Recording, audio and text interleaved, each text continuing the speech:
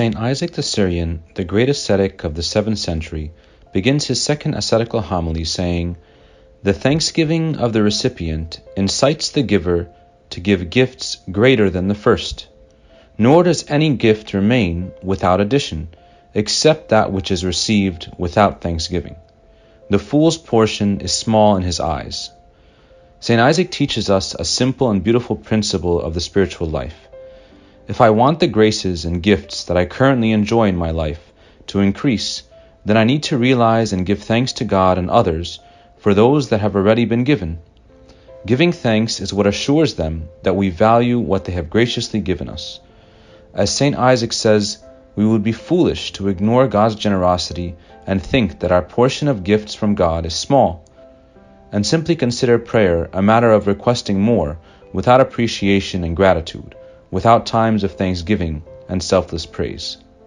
St. Basil the Great clearly instructs us, "Do not start your prayer by a request, lest it is thought that if it was not for the request, you would not have prayed." For this reason, we begin all our prayers in church with thanksgiving, saying, "We thank you for everything, concerning everything, and in everything. For you have covered us, helped us, guarded us, accepted us to yourself, spared us, supported us, and have brought us to this hour." We repeat this prayer in church in the liturgy, before raising incense, at baptisms, at weddings, at funerals, but also in our homes constantly when we pray the Agpeya as a family or on our own.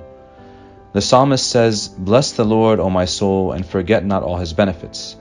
But sadly, how many of us take a moment to not just say the thanksgiving prayer, but stop and actually give thanks, to remember, to not forget all God's blessings, not just for the new and unique things in our life, but also for the things we may most take for granted.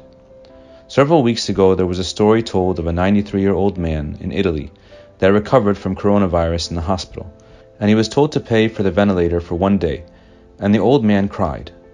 The doctor advised him not to cry over the bill, but the old man said, "I am not crying because of the money I have to pay. I can pay all the money. I cry because I have been breathing God's air for 93 years, but I never pay for it. It takes 5,000 euros to use a ventilator in a hospital for 1 day. Do you know how much I owe God? I didn't thank God for that before." Like this man, we also likely have many things we take for granted: the food we eat, the clean water we drink and wash with, our physical and mental health, the church, our families, and the people and circumstances and second chances in our life, which God used and continues to use to build our relationship with Him. St. Mark the ascetic of the 5th century instructs that the remembrance of God's blessings is the answer to the question we often ask and are asked: how do I begin living a life according to God?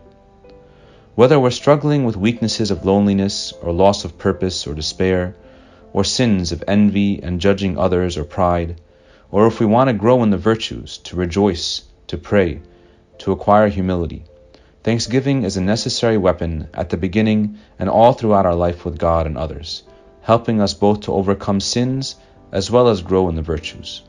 Therefore, as an exercise this week, let us sit quietly with God, remembering and writing our past and present experiences and the aspects of our life for which we have seldom or maybe never offered thanks to God and neighbor. Let us stand before God for at least 2 minutes daily, just 120 seconds, with no requests, no complaints, but rather let us thank Him for everything, concerning everything, and in everything.